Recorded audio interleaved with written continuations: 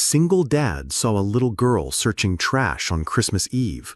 What he discovered about her story left him completely stunned. Nathan Hayes thought Christmas Eve would be just another lonely night at work, but when he spotted a small figure digging through garbage behind his apartment building, he made a decision that would change two lives forever. What started as a simple act of kindness revealed a heartbreaking truth that no child should ever face, and led through a transformation neither of them saw coming. Before we continue, tell us, where in the world are you tuning in from? We love seeing how far our stories travel. The bitter December wind cut through the night air like a knife. Nathan Hayes pulled his coat tighter as he stepped out of his apartment building, keys jingling in his hand. Christmas Eve, 11:47 p.m. Just another night. Just another shift at the security company where silence was his only companion. But as Nathan walked toward his car, something made him stop. A small figure near the dumpster, moving slowly, deliberately. Nathan squinted through the darkness, his breath forming clouds in the frigid air. At first he thought it might be a stray animal, but as his eyes adjusted, his heart nearly stopped. It was a child. A little girl, no more than 7 years old, was methodically searching through the garbage. Her thin fingers, red and trembling from the cold, picked through empty food containers and crumpled papers with practiced efficiency of someone who had done this before.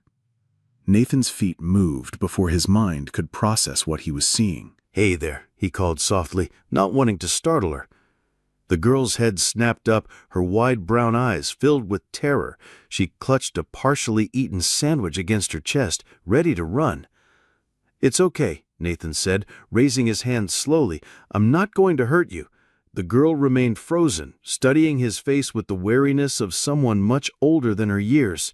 She wore a tattered purple jacket that swallowed her small frame, and her dark hair hung in tangled strands around her pale, hollow cheeks. "What's your name, sweetheart?" Nathan asked gently. After what felt like forever, she whispered, "Melody.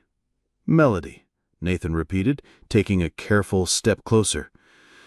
"That's a beautiful name." "I'm Nathan." He knelt down to her level, his heart breaking at the sight of this tiny girl alone in the freezing night. "Are you looking for something specific?" Melody's grip on the sandwich tightened. "Food," she admitted, her voice barely audible above the wind. The word hit Nathan like a punch to the gut. No child should be searching for food in a dumpster. Not on Christmas Eve. Not ever. "Where are your parents, Melody?" The question seemed to drain whatever color remained in her cheeks. Her bottom lip trembled as she looked down at the ground. I don't have any," she said, her voice cracking. Nathan felt something twist painfully in his chest, something he hadn't felt in years, something he'd buried so deep he thought it was gone forever. The protective instinct of a father. 3 years ago, Nathan Hayes had been a different man. He'd had a wife, Sarah, with eyes that sparkled when she laughed, and hands that could turn their small apartment into a home with just a few touches. They'd been planning their future together, painting the nursery soft yellow because they wanted to be surprised. Sarah would place Nathan's hand on her growing belly every night, and they'd talk about names, about dreams, about the family they were building. But life had other plans. Sarah had gone into labor on a rainy Thursday morning in March. Nathan had driven to the hospital with shaking hands and a heart full of joy, ready to meet their son. He'd paced the waiting room, calling family, texting friends. His world expanded with possibility. Then the doctor emerged with eyes that couldn't meet his. Complications. Unexpected. Rare. In the space of an hour, Nathan had lost everything that mattered. Sarah, their unborn son, David, his entire future. The man who'd entered that hospital ready to become a father left as someone else entirely. Broken. Empty. Alone. For 3 years, Nathan had lived like a ghost. He'd moved to a smaller apartment, taken a job that required minimal human interaction, and built walls around his heart so high that nothing could scale them. He'd convinced himself he was fine, that this was enough, that he didn't need anyone. Until now. "What do you mean you don't have any?" Nathan asked Melody, his voice gentler than it had been in years. Melody's eyes filled with tears she was desperately trying to hold back. "I was living with my Grandma Ruth. She was all I had after," her voice trailed off, "after my mama left when I was a baby." Nathan waited, sensing there was more. "Ruth got sick 3 weeks ago," Melody continued, her words coming faster now as if speaking them quickly might make them hurt less. "She had this cough that wouldn't go away, and she was so tired all the time. We didn't have money for the doctor, so she just kept taking medicine from the store." The little girl wiped her nose with the back of her sleeve. "One morning I tried to wake her up for breakfast, but she wouldn't open her eyes. I shook her and called her name, but she wouldn't wake up." Nathan's throat constricted. He knew that feeling, the desperate shaking, the denial, the moment when reality crashes down and changes everything. "The people in uniforms came and took her away," Melody whispered. "They said I had to go live with new families. But," her voice broke completely now, and the tears she'd been fighting finally spilled over, "but none of them wanted me to stay. They kept moving me around, and the last people, they don't care about me. So I walked here. I thought maybe if I came back to our old neighborhood, Ruth might come home too." Nathan felt tears burning behind his own eyes. This child had been bounced around the system like she was nothing more than paperwork. Forgotten, abandoned, left to survive on scraps and hope. Just like he'd felt after Sarah died, except she was 7 years old. "Melody," Nathan said, his voice thick with emotion. "How long have you been out here?" 2 days, she admitted. "I've been sleeping in the basement of that apartment complex next door. There's a broken window I can fit through." 2 days. A 7-year-old child had been surviving on her own for 2 days in December weather. Nathan stood up slowly, his mind racing. He pulled out his phone and checked the time. 12:03 a.m., Christmas Day. "Melody, I want you to listen to me very carefully. You don't have to do this alone anymore." The girl looked up at him with confusion and a wariness that broke his heart. Adults had made promises to her before. They'd all been broken. "I know you don't know me," Nathan continued, "and I know you probably don't trust grown-ups very much right now. But I promise you this, I am not going anywhere." Something in his voice, maybe the raw honesty or the way his own pain reflected in his eyes, made Melody's shoulders relax just slightly. "How about we start by getting you somewhere warm and getting some real food in you?" Nathan asked. Melody hesitated, torn between desperation and the survival instinct that told her not to trust strangers. But the cold was seeping through her thin jacket, and the sandwich in her hands was moldy on one corner. She nodded. Nathan's apartment was modest but clean. He hadn't entertained guests in 3 years, and it showed. The space was functional but sterile. No pictures on the walls, no personal touches, nothing that spoke of the life he'd once imagined building. But as he watched Melody's eyes widen at the simple warmth of central heating, Nathan saw his home differently. Through the eyes of someone who had nothing, his nothing suddenly felt like something. "Let me run you a bath," Nathan said, heading toward the bathroom. "You must be frozen." As the tub filled with hot water, Nathan gathered some of his smaller clothes for Melody to wear. A t-shirt that would be like a dress on her, clean socks, sweatpants with a drawstring that could be tightened. While Melody soaked in the warm water, probably the first bath she had had in days, Nathan heated up leftover soup and made grilled cheese sandwiches. Simple food, but warm and filling. When Melody emerged from the bathroom, swimming in Nathan's clothes, her hair clean and her cheeks pink from the hot water, she looked like a completely different child. Still thin, still wary, but human again. She ate quietly, carefully, as if she was afraid the food might disappear. Nathan watched her methodical bites and realized she was trying to make it last. "There's more," he said gently. "You can have as much as you want." Melody's eyes filled with tears again. "Really? Really?" As she ate, Nathan's mind was working. He couldn't just let her go back to the system that had failed her so completely, but he also couldn't just keep her without going through proper channels. He thought about Sarah, about the nursery they had painted, about the dreams they had had of caring for a child. Maybe this was why he'd survived when she hadn't. Maybe this was his second chance at the family that he'd lost. That night, as Melody slept fitfully on Nathan's couch, he made phone calls. He contacted the Department of Children and Family Services, explained the situation, and requested information about emergency guardianship procedures. He called his supervisor to request time off. He reached out to Mitchell, a lawyer friend from his past life, despite the late hour. Mitchell answered on the third ring, his voice groggy with sleep. "Nathan, is everything okay? It's Christmas morning, man." "Mitch, I need your help," Nathan said, and for the first time in 3 years, he meant it. As Nathan explained the situation, he watched Melody toss and turn on the couch. Even in sleep, she couldn't find peace. Her small face was creased with worry. Her hands clutched the blanket like a lifeline. "This is gonna be complicated," Mitchell warned. "The system doesn't like it when people just show up wanting to adopt. There are procedures, background checks, home studies." "I don't care how complicated it is," Nathan said, his voice firm with a determination he hadn't felt since Sarah died. "This little girl has been failed by everyone who was supposed to protect her. I won't be another person who walks away." There was silence on the other end of the line. "Nathan, are you sure about this? I mean, it's been 3 years since Sarah and the baby, and you've been pretty isolated. Taking care of a traumatized child is going to be—" "I know what it's going to be," Nathan interrupted, "and I know I'm not the same person I was before. But maybe that's exactly why I can help her. We both know what it's like to lose everything.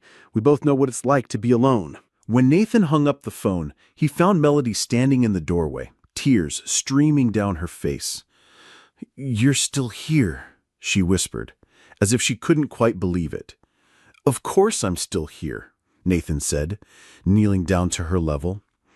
"I told you I wasn't going anywhere." "But in the morning," she started. "In the morning, we're going to figure out how to make this work. You're not going back to sleeping in basements or searching through garbage. Not while I'm here." Melody threw her arms around Nathan's neck, and he felt something crack open in his chest. Something that had been frozen solid for 3 years suddenly began to thaw. The next few weeks passed in a blur of paperwork, court hearings, and bureaucratic red tape. Nathan threw himself into the process with the same intensity he'd once reserved for avoiding life altogether. He attended every meeting, filled out every form, and submitted to every background check and psychological evaluation the system required. He took parenting classes and attended therapy sessions designed to assess his readiness to care for a child. Throughout it all, Melody remained in his care under emergency placement status. Nathan watched her begin to relax, to trust that he wouldn't disappear like everyone else had. But healing wasn't linear. Some nights, Melody would wake up screaming from nightmares, reliving the morning she'd found Ruth unresponsive. Nathan would sit with her until the terror passed, holding her small hand and reminding her that she was safe.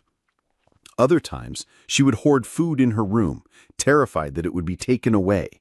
Nathan would gently redistribute it to the kitchen, explaining again and again that there would always be more. There were moments when she would shut down completely, retreating into herself, as if preparing for Nathan to abandon her too. During those times, Nathan would simply stay present, continuing their routines, showing her through actions rather than words that he was committed to staying. Nathan learned things he never thought he'd need to know: how to braid hair, how to help with homework, how to navigate a 7-year-old's complex emotions while processing his own grief and fear. But he also learned about joy again. The first time Melody laughed, really laughed, at a silly joke Nathan made while cooking breakfast, he felt his heart remember what happiness could sound like. When she brought home her first A+ in math, her face glowing with pride as she showed him the paper, Nathan understood what it meant to be proud of someone else's accomplishments. The day she started calling him Dad instead of Nathan, quietly and tentatively as if testing the word, Nathan had to excuse himself to the bathroom to cry tears of gratitude and overwhelming love. "Have you ever felt like you were meant to meet someone?" Nathan asked during one of his therapy sessions, 6 months after finding Melody. Dr. Richards, the counselor assigned to evaluate Nathan's fitness as a parent, looked up from her notes. "What makes you feel that way?" Nathan considered the question. "Before I found Melody, I was just existing, going through the motions. I convinced myself I was fine, but I wasn't living. I was hiding." He paused, thinking about Sarah, about the life they'd planned that had been cut short. "When Sarah died, when we lost the baby, I thought that was it for me. I thought my chance at being a father died with them. But maybe this was always part of the plan. Maybe I needed to go through that loss to understand what Melody was feeling. Maybe I needed to know what it was like to have your whole world disappear so I could help her rebuild hers." Dr. Richards nodded thoughtfully. "And how has caring for Melody affected your own healing process?" Nathan smiled, a real smile that reached his eyes. "She saved me. I thought I was rescuing her that night, but she was rescuing me too. She gave me a reason to live again, a purpose." He looked out the window, where Melody was playing on the playground visible from the office, her laughter carrying on the spring air. "I was drowning in my grief, and I didn't even realize it until I had someone else to care for, someone who needed me to be strong. She made me want to be the man Sarah always believed I could be." If this story is touching your heart, let us know in the comments. Have you ever experienced a moment where helping someone else ended up healing you too? The courthouse was busier than Nathan had expected for a Tuesday morning. He sat in the hallway outside the family court, his leg bouncing with nervous energy. Melody sat beside him, wearing her favorite purple dress, not the tattered jacket she'd been wearing that first night, but a beautiful new dress that actually fit her properly. "Are you nervous?" she asked, her small hand finding his. "A little," Nathan admitted. "Are you?" Melody considered this seriously. "I think I'm excited nervous. Like when you're about to open a present you really, really want, but you're scared it might not be what you hoped for." Nathan squeezed her hand. "What are you hoping for?" "For you to be my real dad forever, not just until someone decides I have to go somewhere else." Nathan's throat tightened. "That's what I'm hoping for too." When their case was called, Nathan and Melody walked into the courtroom hand in hand. Mitchell was there, along with the social worker who had been overseeing Melody's case and the guardian ad litem appointed to represent Melody's interests. Judge Patricia Hernandez looked over the paperwork spread across her desk. She'd been a family court judge for 15 years, and she'd seen every kind of situation imaginable. But there was something about this case that had stayed with her since the first hearing. "Mr. Hayes," Judge Hernandez began, "when we first met 6 months ago, you were a single man with no experience raising children, requesting emergency guardianship of a child you'd known for less than 24 hours. I'll admit, I had my concerns. However," the judge continued, "the reports I've received from Dr. Richards, from Melody's teachers, from the social workers who have monitored your home all paint the same picture. A man who has dedicated himself completely to healing and caring for a child who desperately needed both." She looked directly at Melody. "And young lady, I understand you have something you'd like to say." Melody stood up, her voice clear and strong. "Your Honor, Nathan saved my life. Not just that first night when I was cold and hungry, but every day since then. He helped me remember what it felt like to be safe. He teaches me things and helps me with my homework and braids my hair even when he does it crooked." A ripple of gentle laughter went through the courtroom. "He stays with me when I have bad dreams, and he always keeps his promises. I know he's my real dad because he chose me, and he keeps choosing me every single day." Judge Hernandez smiled. "Well then, By the power vested in me by the state, I hereby grant the petition for adoption. Nathan Hayes, you are now the legal father of Melody Hayes." The gavel came down with a satisfying thud. Nathan felt his knees nearly give out with relief and joy. He looked down at Melody, who was grinning so widely he thought her face might split in half. "We did it," she whispered. "We did it," Nathan confirmed, lifting her up in a hug that conveyed 3 years of grief transformed into overwhelming love. That evening, as they celebrated with takeout Chinese food in their living room, their tradition for special occasions, Melody presented Nathan with something she'd been working on in art therapy. It was a drawing of 2 people holding hands in front of a house, with the words, "My family," written in careful letters across the top. "This is us," she said, suddenly shy. "Is that okay?" Nathan felt tears spring to his eyes as he knelt down to her level. "It's more than okay, sweetheart. It's perfect." He looked at the drawing more closely. The house had yellow curtains in the windows, just like the ones they'd picked out together for their new home. The garden had flowers that Melody had insisted they plant, and the 2 figures were smiling, their hands intertwined. "Can I tell you something?" Nathan said, hanging the picture on the refrigerator in the place of honor. "What?" "I used to think that families were only the people you were born with, but you taught me that the best families are the ones we choose, the ones we build with love and patience and commitment." Melody climbed into his lap, something she'd started doing when she needed comfort or wanted to share something important. "Nathan," she said softly. "Yes, honey?" "Thank you for not walking away that night." Nathan kissed the top of her head, breathing in the scent of her strawberry shampoo. "Thank you for letting me stay." As he tucked Melody into bed that night, Nathan reflected on the journey that had brought them to this moment. The scared, hungry child who had been searching through garbage for survival had become the light of his life, and the broken man who had been hiding from the world had found his purpose in loving and protecting her. Sometimes healing comes in the form we least expect.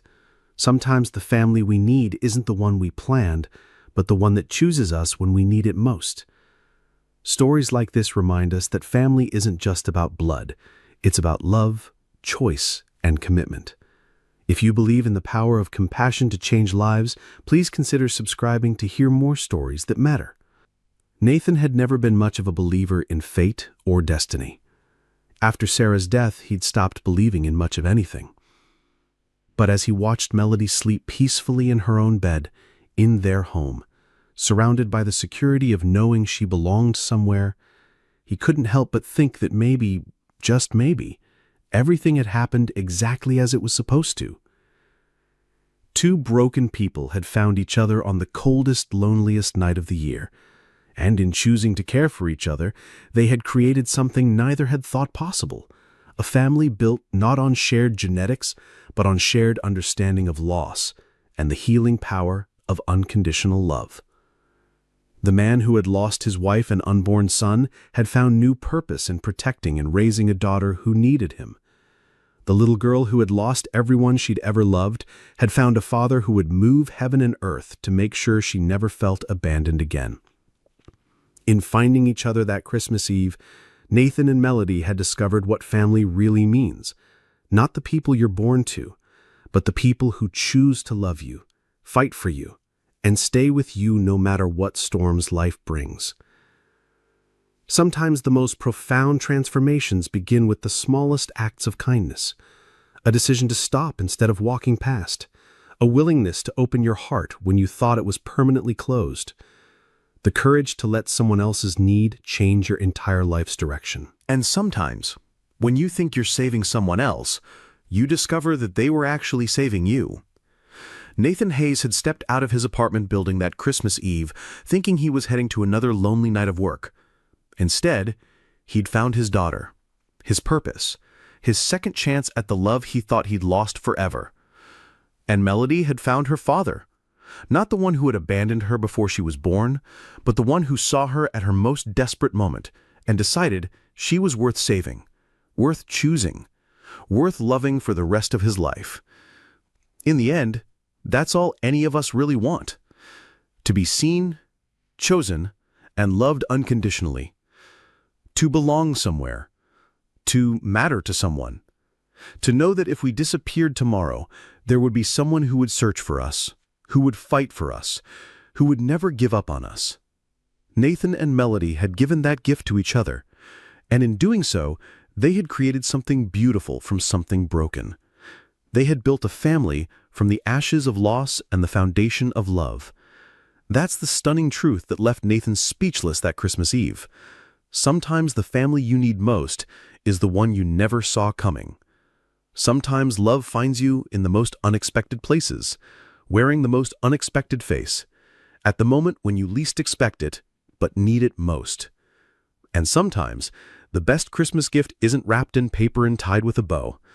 Sometimes, it's wrapped in a tattered purple jacket, searching through garbage for hope, waiting for someone to see them as worth saving. Nathan saw. He chose. He stayed. And that made all the difference.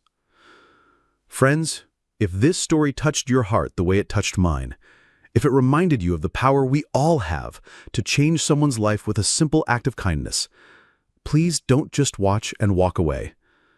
Hit that subscribe button and join our Everbellstories family.